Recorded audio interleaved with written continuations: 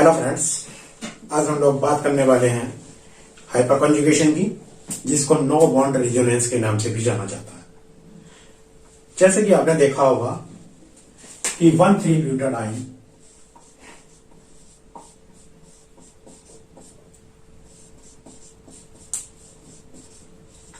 और normal 1-ब्यूटेन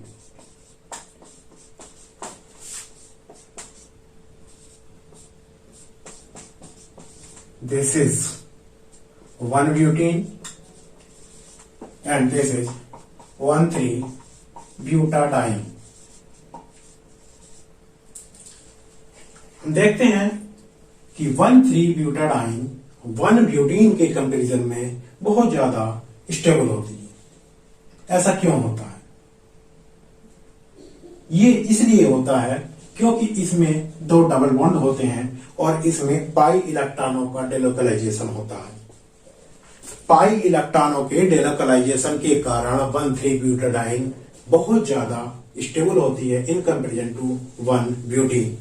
butane में केवल एक डबल बॉन्ड है जहां की डेलोकलाइजेशन पॉसिबल नहीं होता।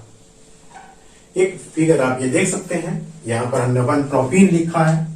ये 1-प्रोपीन का स्ट्रक्चर है। इसमें होता क्या है, आपके पास में सपोज ये प्रोपीन है,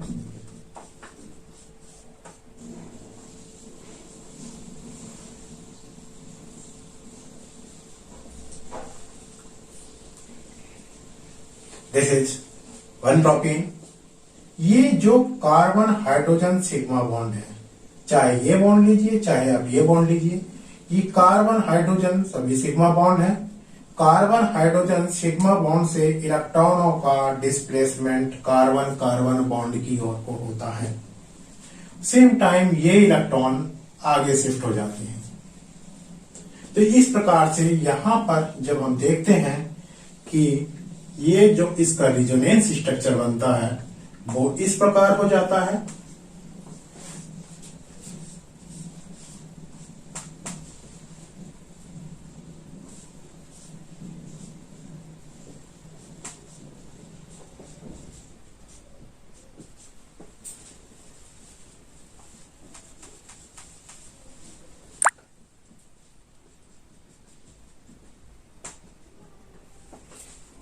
जैसे कि आप देख रहे हैं, कार्बन हाइड्रोजन सिग्मा बॉन्ड से इलेक्ट्रॉन जो ट्रांसफर हो रहे हैं वो कार्बन कार्बन बॉन्ड की ओर को हो रहे हैं।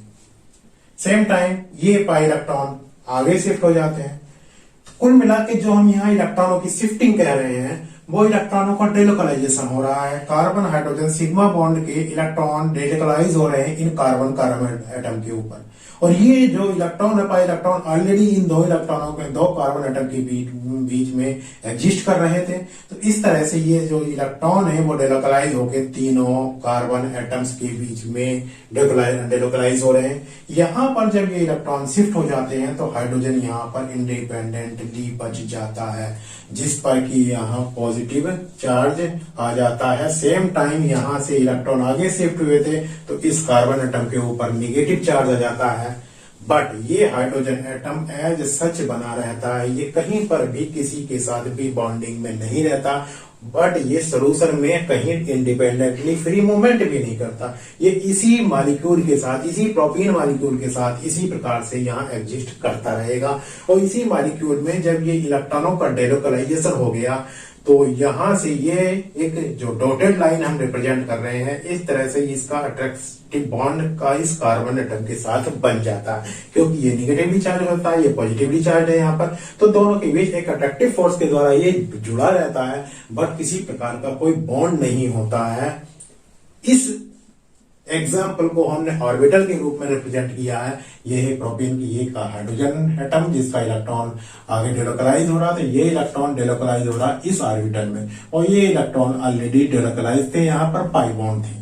ये दोनों पाई बॉन्ड है, यहाँ पर एक पाई बॉन्ड है जिसको हम रिप्रेजेंट कर रहे हैं, और ये इलेक्ट्रॉन डेलोकलाइज हो रहे हैं यहाँ पर नेक्स्ट कार्बन एटम की ऑर्बिटल में। तो such type of delocalization of electron from a carbon hydrogen sigma bond to the pi or p orbital. The डेलोकलाइजेशन of a sigma bond electron to the p orbital or pi orbital is called as hyperconjugation. This is called as hyperconjugation.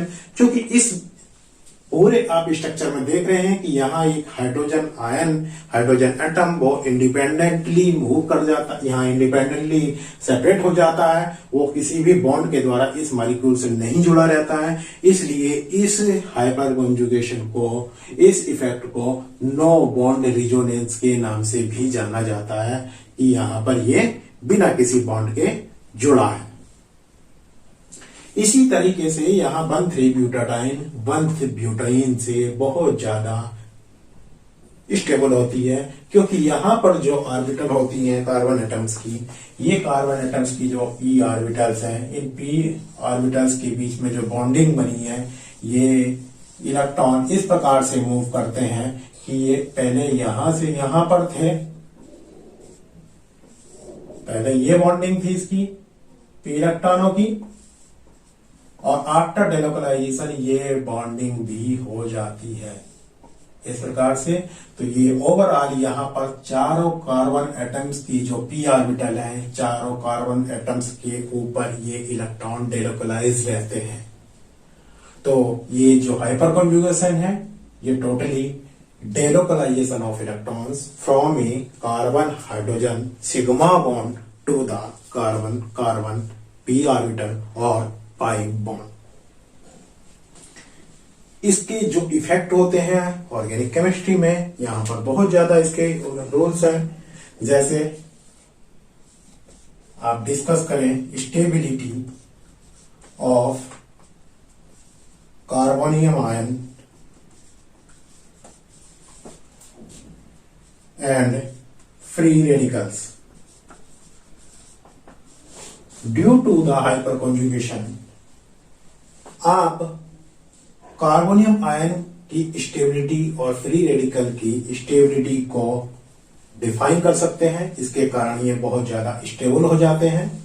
But ये अपने में एक independent topic है कि carbonium ion और free radical की stability है और उनका स्ट्रक्चर, इसको हम सेपरेटली डिस्कस करेंगे। तो केवल यहां पर आप इतना जान सकते हैं कि due to the hyperconjugation carbonium ion and free radicals becomes highly stable. Second point है shortening of carbon carbon single bond adjacent to the unsaturated bond. For example propene, जैसे हमारे पास ये प्रोपीन है, ये जो बॉन्ड है ये single bond है, ये सिग्मा बॉन्ड है। इसकी जो बॉन्ड लेंथ होनी चाहिए थी 1.54 एंगस्ट्रॉम होनी चाहिए थी, बट हम यहाँ हाइपर कॉन्जुगेशन में देखते हैं, जैसे ये एग्जांपल है, तो यहाँ पर क्या है, ये जो बॉन्ड है जिसको हम सिग्मा बॉन्ड कह रहे हैं 1.54 एंगस्ट्रॉम ना होकर इसकी जो बॉन्ड लेंथ होती है वो 1.48 एंगस्ट्रॉम होती है, अर्थात अपने बॉन्ड लेंथ से ये कम बॉन्ड लेंथ शो करता है। ऐसा क्यों होता है? क्योंकि हम जानते हैं कि ये जो बॉन्ड है, अब आप देख रहे हैं पहले सिंगल बॉन्ड था, यहाँ पर ये डबल बॉन्ड करेक्टर शो कर रहा है, अर्थात ये केवल सिंगल बॉन्ड नहीं है, इसमें डबल बॉन्ड का करेक्टर भी है। और डबल बॉन्ड की बॉन्ड लेंथ शॉर्ट होती है, वो 1.34 के करीब होती है। तो ये जो बॉन्ड लेंथ है वो सिंगल बॉन्ड की लेंथ से कम है, बट डबल बॉन्ड लेंथ से ज्यादा है, अर्थात जब ये सिंगल बॉन्ड से बॉन्ड लेंथ कम होगी तो बॉन्ड सॉल्ट हो जाएगा, शॉर्टन हो जा रहा है यहाँ पर ड्यू टू हाइपर कॉन्जुगेशन। इसी को हम कह रहे हैं shortening of carbon carbon single bond adjacent to the unsaturated bond. Adjacent मतलब इसके पास वाला बॉन्ड। तो यहाँ पर ये डबल बॉन्ड करेक्टर शो करता है, जिसके कारण इसकी बॉन्ड लेंथ सॉल्ट हो जाती है, और ये सब हो रहा है इस हाइपर कॉन्जुगेशन के कारण। अब नेक्स्ट पॉइंट है इसमें directive effect directive effect of alkyl group in aromatics.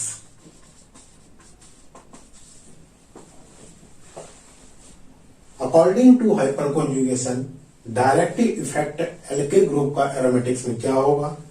जैसे कि हम जानते हैं जो मेथिल ग्रुप होता है या एल्किल ग्रुप होता है, CH3 हो या कोई R ग्रुप हो, ये क्या है? इलेक्ट्रॉन रिलीजिंग ग्रुप है। And due to the electron releasing nature of these group affects the activity of aromatic compounds. For example, tri-substituted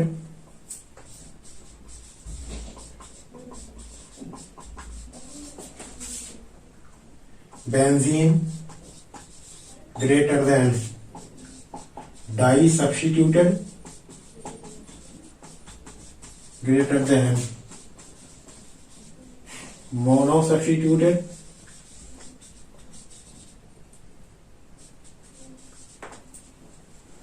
greater than toluene। ये ऑर्डर होना चाहिए था जो हमारी बेंजीन होती है उस पर जब कोई एल्किल ग्रुप आ जाता है। फॉर एग्जाम्पल ये आपका है टॉलुइन, तो ये टॉलुइन सबसे कम स्ट्रॉन्ग होनी चाहिए थी, सबसे कम एक्टिव होनी चाहिए थी इस रूल के according, but it is not so. ये रॉन्ग एक्सप्लेनेशन है। ये जो ऑर्डर है due two plus I effect और जो हमारा इलेक्ट्रॉन रिलीजिंग नेचर है एल्किल ग्रुप का, उसके अकॉर्डिंग ये रॉन्ग होता है, ऐसा नहीं पाया जाता है। ये जस्ट अपोजिट नेचर होता है। ये जो नेचर होता है वो इस प्रकार होता है।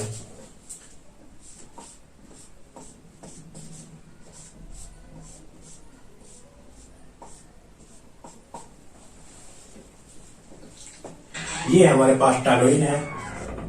इस टॉलुइन में आप देख सकते हैं इस कार्बन एटम के पास 3 हाइड्रोजन्स हैं। 3 हाइड्रोजन्स हैं, ये अपने इलेक्ट्रॉन इस प्रकार डोनेट करता है और यहां पर बन जाता है हाइड्रोजन डबल बॉन्ड।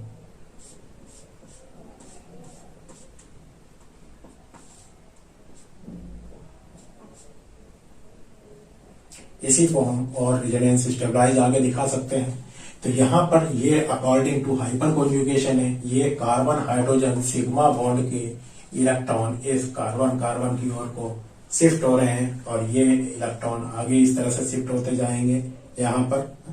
तो यहां पर ये इस तरह से नेगेटिव चार्ज आ जाता है। तो ओवरऑल जिस प्रकार से हम यहाँ एक हाइड्रोजन को दिखा रहे हैं, बाकी 2 हाइड्रोजन भी अवेलेबल है। ये दोनों हाइड्रोजन एटम भी इसी प्रकार से यहाँ पर अपना इफेक्ट शो करते हैं और इस प्रकार से मैक्सिमम हाइपर कॉन्जुगेटिव स्ट्रक्चर बनते जाते हैं, due to which the reactivity of toluene becomes high. But जब हम यहाँ पर इस में डाई सब्स्टिट्यूट कर देते हैं CH3H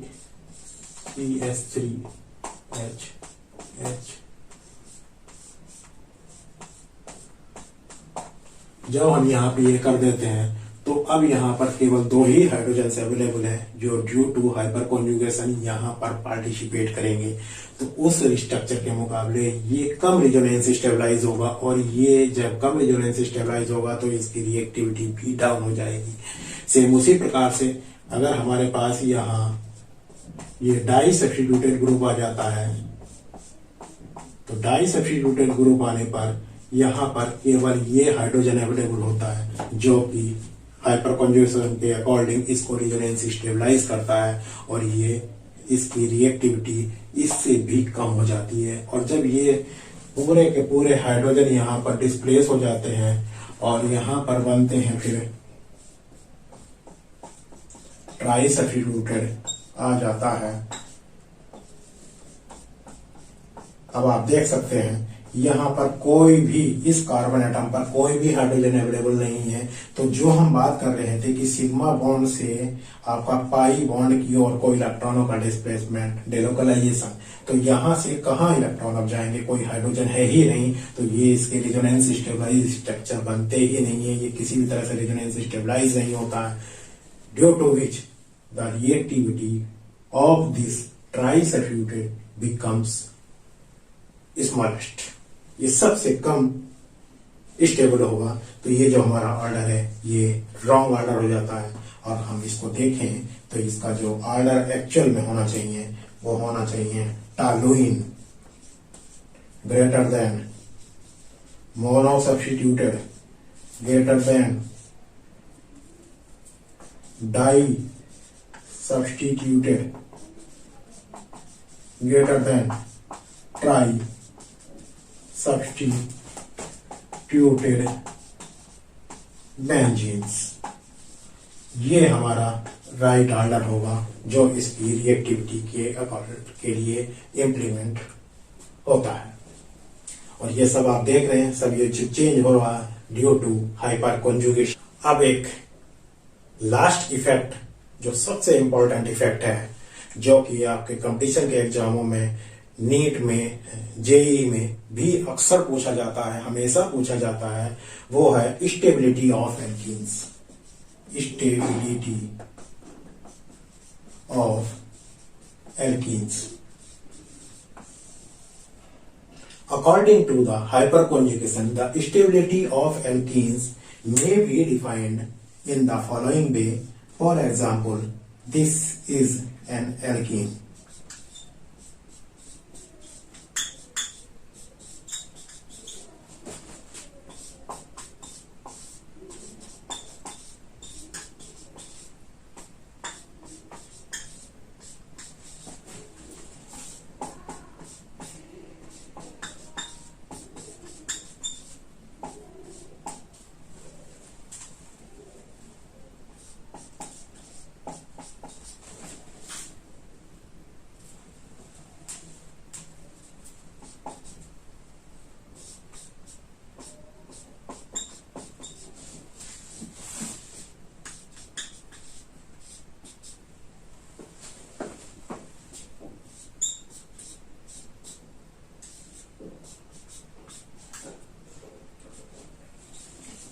ये आप देख रहे हैं, बहुत सारी एल्कीन के एग्जाम्पल हमने लिखे हैं।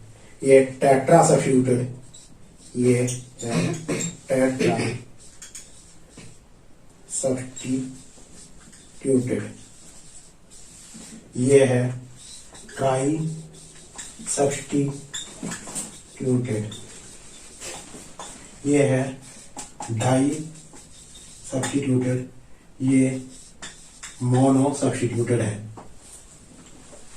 अकॉर्डिंग टू हाइपर कॉन्जुगेशन, जैसे कि हम पहले भी डिस्कस किए, फॉर एग्जाम्पल ये आपके पास में है, या कोई सी भी एक एल्कीन हम ले लेते हैं, सपोज ये हमारे पास एल्कीन है, मोनो सब्स्टिट्यूटेड एल्कीन का एग्जाम्पल हम ले रहे हैं। हम बात कर रहे हैं due to hyperconjugation the डेलोकलाइजेशन of this carbon hydrogen sigma bond to the p orbital. इस प्रकार से यहाँ पर ये सिग्मा बॉन्ड के इलेक्ट्रॉनों का जो डेलोकलाइजेशन हो रहा है कार्बन कार्बन बॉन्ड की ओर को हो रहा है, और आगे इलेक्ट्रॉनों का मूवमेंट हो रहा है, तो ये यहाँ से लेके यहाँ तक इलेक्ट्रॉनों का मूवमेंट होगा, डेलोकलाइजेशन होगा, जिस कारण से यहाँ ये स्टेबिलिटी को गेन करेगा, ये रेजोनेंस स्टेबलाइजेशन बढ़ाएगा। इसी प्रकार से ये हाइड्रोजन एटम और इसी प्रकार से ये हाइड्रोजन एटम, कहने का मतलब ये है कि जितने ज्यादा यहाँ पर एल्किल ग्रुप प्रेजेंट होंगे, यहाँ पर एल्किल ग्रुप है तो वो ये रेजोनेंस स्टेबलाइज कर रहा। सपोज अगर यहाँ से हम अगर दूसरा भी ये एल्किल ग्रुप लगा देते हैं, तो जितना ये रेजोनेंस स्टेबलाइज कर रहा है, 3 हाइड्रोजन मिलकर इस एल्किल ग्रुप के, उसी प्रकार से ये 3 हाइड्रोजन इस मेथिल ग्रुप के भी मिलकर इसको रेजोनेंस स्टेबलाइज करेंगे, तो ये और ज्यादा स्टेबल हो जाएगा। और जब यहाँ पर ये हाइड्रोजन एटम डिस्प्लेस कर देंगे मेथिल ग्रुप के द्वारा, तो ये भी इसी प्रकार से 3 हाइड्रोजन एटम इसको रेजोनेंस स्टेबलाइज करेंगे, और जब ये चौथा हाइड्रोजन एटम भी यहाँ पर किसी एल्किल ग्रुप के द्वारा डिस्प्लेस कर दिया जाएगा तो वो एल्किल ग्रुप भी इसको रेजोनेंस स्टेबलाइज करेगा। तो इस तरीके से कहने का मतलब ये है कि जैसे जैसे आपके यहाँ एल्किल ग्रुप इंक्रीज होते जाएंगे डबल बॉन्डेड कार्बन एटम पर, इसकी स्टेबिलिटी इंक्रीज होती जाएगी, एंड ड्यू टू विच ये tetra substituted becomes very highly stable than others। Tetra substituted सबसे ज्यादा स्टेबल होगी, उसके बाद ट्राई सब्स्टिट्यूटेड होगी, उसके बाद डाई सब्स्टिट्यूटेड स्टेबल होगी, और उसके बाद मोनो सब्स्टिट्यूटेड स्टेबल होगी, और सबसे कम ये एथिलीन मॉलिक्यूल स्टेबल होगा। तो ये आपसे क्वेश्चन हमेशा पूछा जाता है, एग्जाम में पूछा जाता है कि आपके पास में कई एल्कीन दी गई है, which will be the most stable या which will be the least stable, most या लीस्ट, यही आपसे पूछा जाता है, और इस तरीके से आप एक्सप्लेन कर सकते हैं। इसलिए ये हाइपर कॉन्जुगेटिव जो हाइपर कॉन्जुगेशन इफेक्ट है ये बहुत ही इंपॉर्टेंट इफेक्ट है, इससे हमेशा हर एग्जाम में क्वेश्चन पूछा जाता है। Stability of alkene, directive influence, और तीसरा जो हमारा कार्बोनियम आयन फ्री रेडिकल की स्टेबिलिटी है, जो हम आगे चल के सेपरेटली डिस्कस करेंगे। ये आप इस तरह से यहाँ पर बहुत सारे क्वेश्चंस को कवर करता है। Thank you for watching.